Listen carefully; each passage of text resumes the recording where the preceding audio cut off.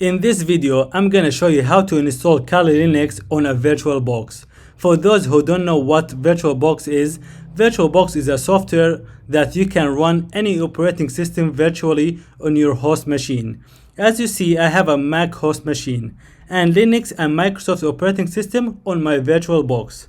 If you never install VirtualBox software, you can go to virtualbox.org. Click on download and pick the operating system you are using as a host machine and install the VirtualBox.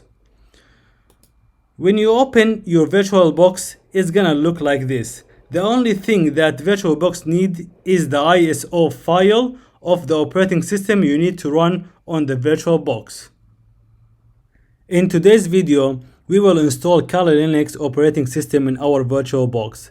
To get started, we head to kali.org to install the ISO file of Kali Linux operating system. Hover over Downloads and click on Download Kali Linux. In here, you will see many different options of Kali Linux ISO file. The latest version is gonna be the first option, so we click on Kali Linux 64-bit installer. Once you click on it, the ISO file will start to download. This file is 3.7 GB, so it's gonna take some time. Once you downloaded ISO file, we now ready to install Kali Linux on our VirtualBox. Open your VirtualBox, click on New button right up there, put in the name field, the name of the operating system. In our case is Kali. The type field we choose Linux. In the version, you're gonna see many different options. You will now find Kali version, so the nearest version to Kali Linux is Debian 64-bit. So we choose Debian 64-bit, then we click continue. In memory size, I prefer to choose an enough size for my virtual operating system, so we'll choose around 8 gig. Then click on continue. In the hard disk, I will leave it as default. Create a virtual hard disk now and then click on create. In the hard disk file type, we'll leave it as VDI VirtualBox disk image and click on continue. In storage on physical hard disk, we'll leave it as default also, dynamically allocated. There is a brief description what is dynamically allocated, so go through it. After that, click continue. In file location and size, you can choose the location and the size of your Kali Linux. If you don't have any good reason to change the location, just leave it as default. In the size, let's move it to around 80 GB and click on create button.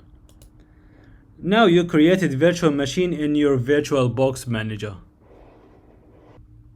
Before we click on start button, let's first click on setting button. You will see the fields that we already filled when we created the virtual machine.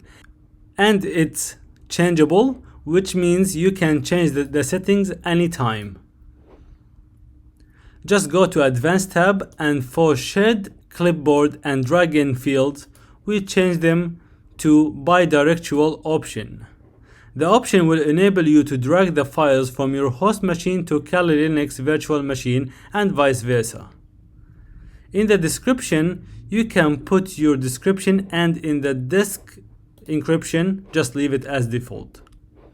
When you go to system here, click on processor. By default, VirtualBox assigns one CPU to your virtual machine. You can increase the usable CPU in here, but keep it under the red line, as it will slow down your host machine, and I will leave the other tabs as default. In display, I will leave everything as default.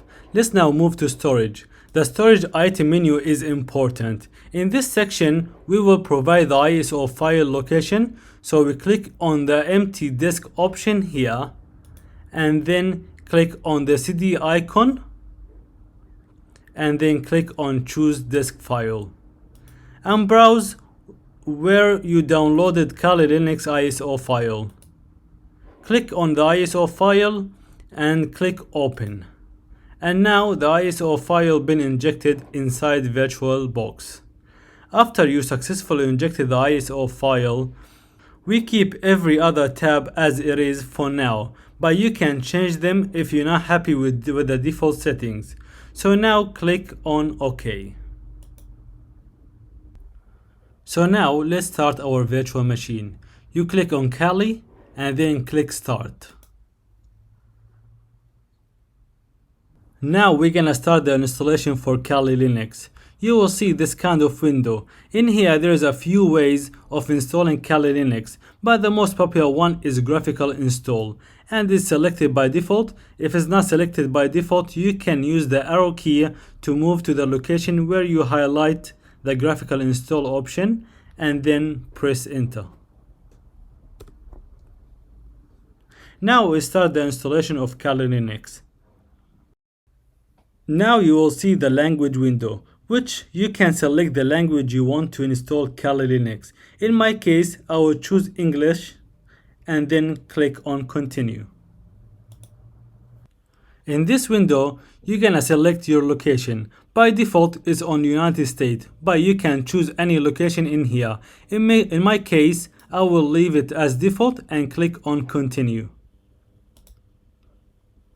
Now you can configure the keyboard layout. Every different region have different layout. In my case, we'll leave it as American English and click continue. As you see, it says detect and mount installation media. So now let's wait for the next option to appear. Sometimes you're gonna see configure the network window. Now you give any name for your host name. By default is Kali. I will leave it as a default, but you can change it as you prefer and click on continue. In the next window, you can choose the domain name. If you don't have a domain name, you can leave it blank and click on continue. In this window, we will set up a new user and a password. In here, we will provide the name of the new user.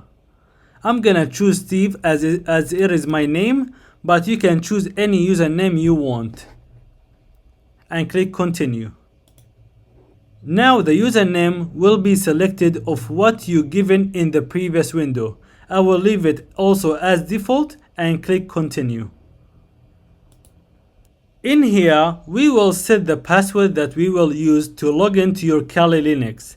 I'm gonna choose a simple password and verify this password and click on continue.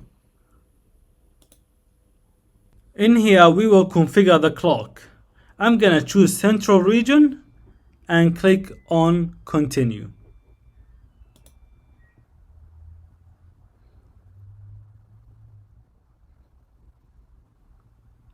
Sometimes you're gonna see this window.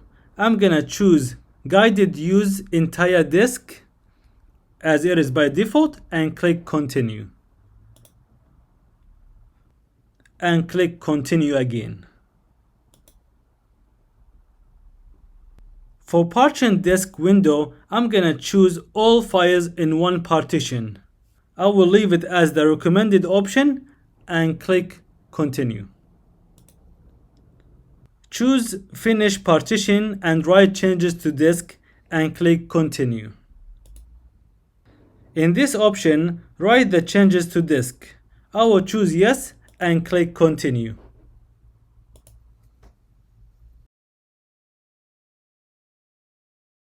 In software selection window, there is 5 softwares been selected by default.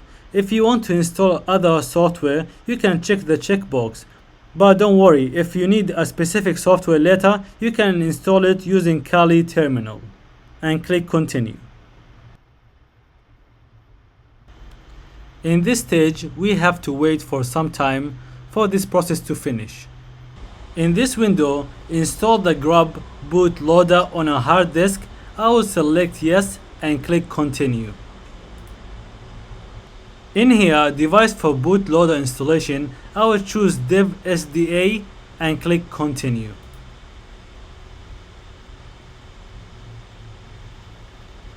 At the end of this process, you should see this window saying that the installation is complete. So we click on continue to boot the Kali Linux operating system. Now Kali Linux will restart and we don't need to do anything. Let's wait till we reach the login window for Kali Linux. In here, you provide the username and password that we filled up before during the installation and click on login.